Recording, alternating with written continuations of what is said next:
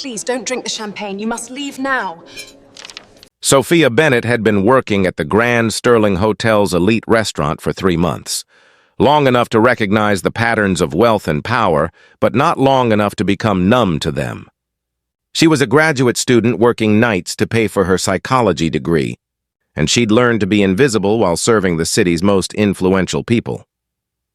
Tonight was the annual Sterling Industries Charity Gala, and the ballroom was filled with billionaires, politicians, and socialites. Sophia was assigned to serve the VIP section, where Alexander Sterling himself sat, the CEO whose family owned the hotel and half the city's real estate. She'd seen him before, always surrounded by business associates and admirers, always looking polished and untouchable. Tonight, he sat at a table with several board members and a woman Sophia recognized from gossip magazines, Victoria Cross, a prominent investor rumored to be positioning herself as the next Mrs. Sterling. Sophia was refilling water glasses when she overheard something that made her blood run cold. "Needs to be in his drink before the toast," Victoria was saying quietly to one of the board members, thinking the staff was too far away to hear. "Just enough to make him sick. Nothing permanent, but enough that he'll need to leave early and miss the vote tomorrow. Without him present, we can push through the merger." Sophia froze. They were planning to drug Alexander Sterling, to incapacitate him so they could manipulate a business vote in his absence. She should tell security, should report this to management. But she was a waitress overhearing a conversation involving some of the most powerful people in the city. Who would believe her? And how long would it take to convince someone before Alexander drank whatever they were planning to put in his glass? Sophia watched as Victoria excused herself, heading toward the bar. This was her chance. She grabbed a cocktail napkin and a pen from her apron, scribbling quickly, "Don't drink it and leave now. Your drink has been tampered with, trust me." She folded the note and moved toward Alexander's table, her heart pounding. As she reached to refill his wine glass, she deliberately placed the note under the glass, making it look like an accident. Alexander glanced down, saw the note, and his expression shifted subtly. He unfolded it discreetly, reading while appearing to check his phone. His jaw tightened almost imperceptibly. Victoria returned to the table moments later with a fresh champagne flute, which she placed in front of Alexander with a bright smile. "For the toast, darling. I had them prepare your favorite." "How thoughtful," Alexander said smoothly, making no move to drink it. Sophia had retreated to her position by the service station, but she was watching intently. Alexander caught her eye across the room, and something passed between them. A question, an acknowledgement, a decision. Then Alexander did something unexpected.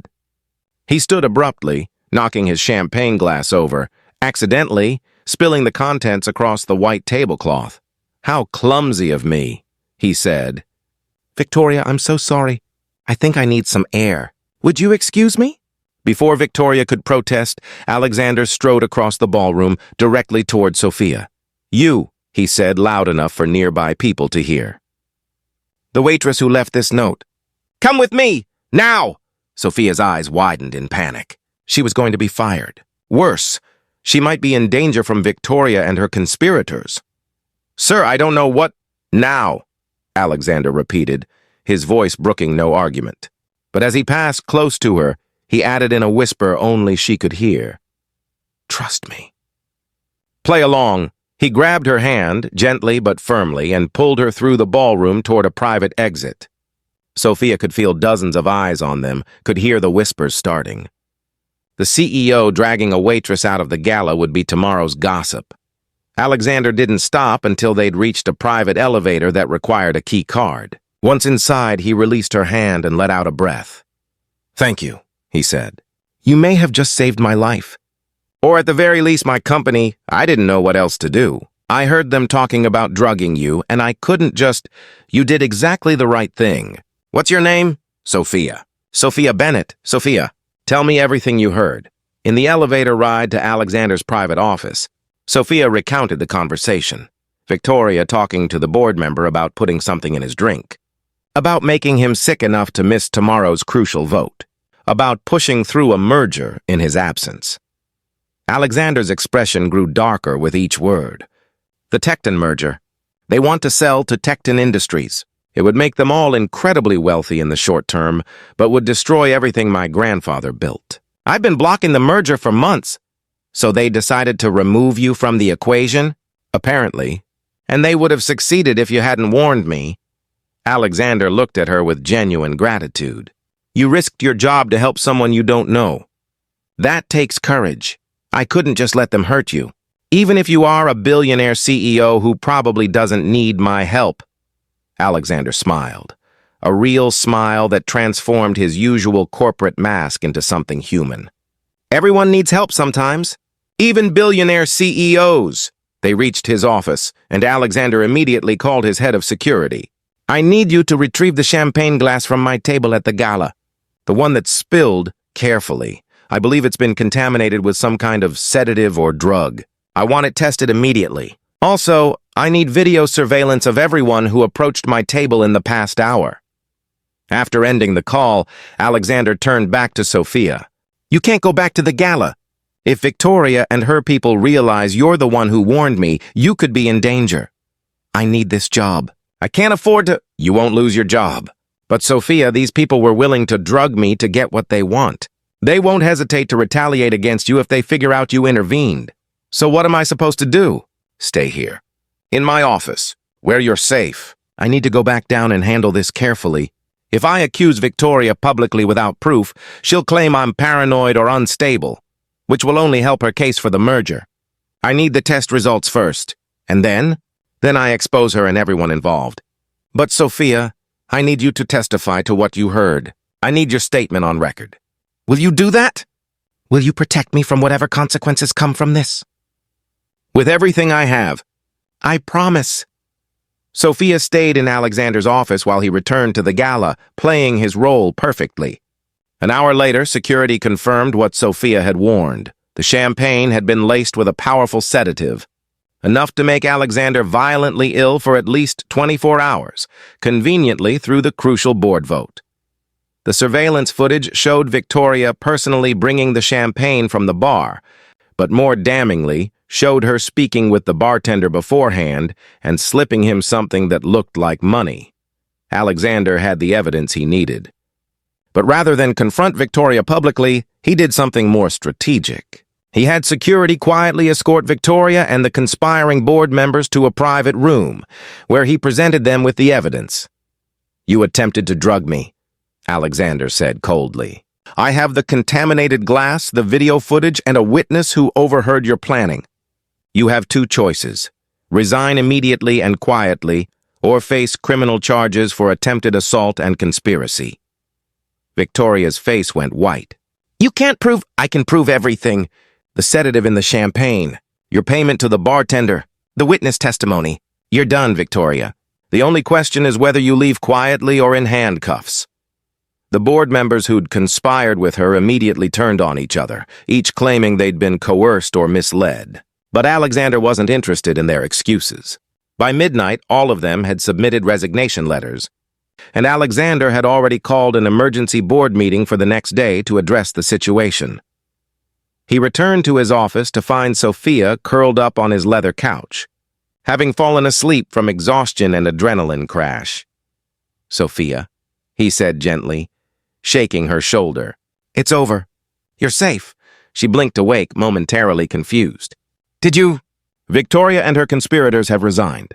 You won't face any retaliation. And Sophia, I owe you more than I can express.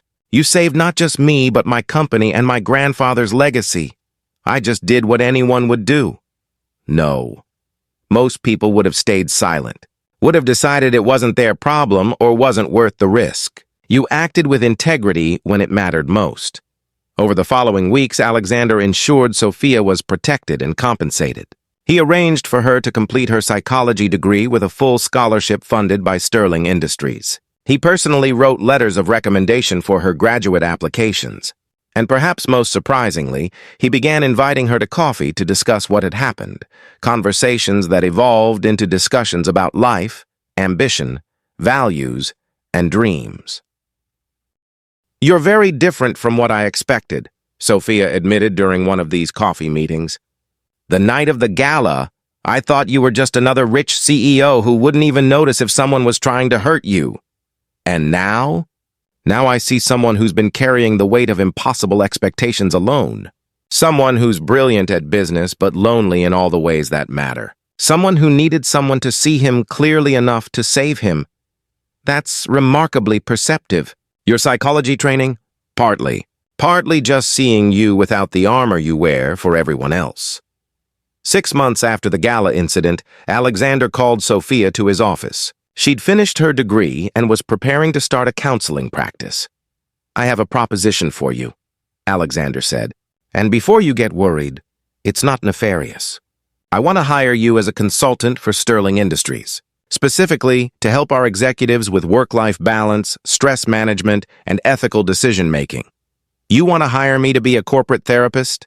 I want to hire you to make sure no one else in my company becomes so isolated and stressed that they miss warning signs like I did. Sophia, you saved me because you were paying attention when no one else was. I want you to teach my people how to pay attention to each other, how to maintain their humanity in a world that often demands they sacrifice it. That's actually a beautiful idea. It's a necessary idea. Will you consider it? Sophia considered. Then she surprised them both by saying, I'll consider it if you'll consider being my first client. Not as a CEO, but as a person. You need someone to talk to, Alexander. Someone who's not on your payroll or trying to get something from you. You're literally asking to be on my payroll for the corporate consulting. But the personal conversations? Those would be because we're friends. Because I care about whether you're okay. Something in Alexander's expression softened. I haven't had a friend in a very long time. Neither have I. Not really. Not someone who sees past the roles we play. They began meeting regularly, officially for the corporate consulting work, unofficially because they'd discovered a genuine connection. Alexander would talk about the pressures of leadership, the loneliness of being constantly on display, the fear that everyone wanted something from him. Sophia would talk about her own struggles with imposter syndrome, her fears about starting a practice, her difficulties trusting people after growing up with an alcoholic father. You're very different from the woman who handed me that note at the gala, Alexander said one evening as they sat in his office watching the city lights. How so? You're not afraid of me anymore. You challenge me? You call me out when I'm being a workaholic or making decisions from fear rather than wisdom. Should I stop? God, no. It's the most honest relationship I've had in years. Maybe ever. Even more than with Victoria. Alexander laughed bitterly. Victoria never cared about me. She cared about access to my money and power. She tried to drug me when I wouldn't give her what she wanted. That tells you everything about that relationship. Do you think you'll ever trust anyone romantically again? I don't know. The woman I thought I'd marry tried to incapacitate me for corporate gain. That's a tough thing to move past. Not everyone is Victoria. No, some people risk their jobs to protect strangers. Some people refuse to ignore ethical violations even when it would be safer. Some people see CEOs as humans who need saving. Their eyes met, and something shifted between them. The unspoken acknowledgement that somewhere between that desperate warning at the gala and these months of honest conversation, friendship had evolved into something deeper. Sophia, I need to tell you something, Alexander said carefully. And I need you to know I'm not saying this as your employer or as someone trying to leverage our professional relationship. I'm saying this as Alexander, not as Mr. Sterling. Okay, I'm falling in love with you. I've been falling for months, probably since the night you warned me about the champagne and then fell asleep on my couch looking exhausted and brave. I'm in love with your integrity, your intelligence, the way you see through my corporate mask to who I actually am. I'm in love with the fact that you risked everything to help someone you didn't know and then refused to let me just throw money at you as thanks. You wanted to actually know me. And Sophia, I want to know you. Not as my consultant or the woman who saved my life, but as my partner. As someone I can build a real relationship with. Alexander, I know it's complicated. I know I'm your client and technically your employer for the consulting work. I know there are power dynamics and professional considerations. But I can't keep pretending this is just friendship. It's more, for me at least. And if it's not for you, I'll respect that. We'll maintain our professional relationship and I'll deal with my feelings privately. But I had to tell you the truth. Sophia was quiet for a long moment. You're not the only one falling. I've been trying to maintain professional boundaries, telling myself it's just gratitude or friendship. But Alexander, when you talk about being lonely, I want to fix it. When you're stressed about board meetings, I worry about you. When you smile, really smile, not corporate smile, I feel it in my chest. I'm in love with you too, and it terrifies me. Why does it terrify you? Because you're a billionaire CEO and I'm a grad student turned corporate consultant. Because you're still dealing with the trauma of Victoria's betrayal. Because loving someone with your level of responsibility means accepting that I'll never be your first priority. Because this could destroy both the professional relationship we've built and the friendship that matters so much to me. All of those fears are valid, Alexander acknowledged. But Sophia, you saved my life by taking a risk. Maybe we can save each other by taking another risk. Not rushing, not ignoring the complications, but trying, being honest about what we want and what we can handle. What if it doesn't work? What if it does? They tried, slowly, carefully, navigating the complications of their respective positions. Alexander stepped back from any oversight of Sophia's consulting work, assigning it to HR to eliminate conflict of interest. Sophia established boundaries between her personal relationship with Alexander and her professional work with his company. And they talked. Constantly, honestly, about their fears and hopes and the weird situation they'd found themselves in. My ex-wife would tell you I'm terrible at relationships, Alexander admitted one evening. I prioritize work over everything. I'm emotionally unavailable. I measure everything in terms of efficiency and return on investment. Are those things you want to change or things you're warning me to expect? Things I'm actively working to change, with you. Because, Sophia, you're worth being better for. I don't want you to change fundamentally. I want you to learn to prioritize what actually matters. There's a difference. A year after the gala incident, Alexander proposed, not with a grand public gesture, but in his office where they'd spent countless evenings talking. Sophia, you warned me about poisoned champagne, and then proceeded to save me in every way that actually matters. You showed me what genuine partnership looks like. You taught me that vulnerability isn't weakness. You loved me through my worst workaholic phases and my recurring nightmares about Victoria and my fears that everyone in my life just wants something from me. Will you marry me? Will you be my partner in every sense, personal and professional? Will you build a life with me? Yes, Sophia said. But Alexander, I have conditions. I'd expect nothing less. First, we maintain work-life boundaries. I won't let you become the CEO who sacrifices everything for the company. We protect time for us. Agreed. Second, we're honest. Always. Even when it's uncomfortable. No corporate masks with each other. Absolutely. Third, we remember how this started. With me being brave enough to warn you and you being smart enough to trust me. We hold on to that. The willingness to risk safety for integrity. Perfect conditions. I agree to all of them. At their wedding, Sophia's maid of honor told the story that had already become legendary in their circle. Most brides save their grooms metaphorically, from loneliness or bad habits or boring lives. Sophia literally saved Alexander from being drugged by his ex-girlfriend and corrupt board members. She saw him about to drink poisoned champagne and slipped him a note. Don't drink it and leave now. He grabbed her hand and said, come with me. That moment of brave warning and immediate trust became the foundation of everything they've built together. Alexander's toast was characteristically direct. My ex-girlfriend tried to drug me so she could steal my company. Sophia, a waitress I'd never met, risked her job to warn me. That contrast tells you everything about character. Some people see others as tools to be used. Some people see humans to be protected.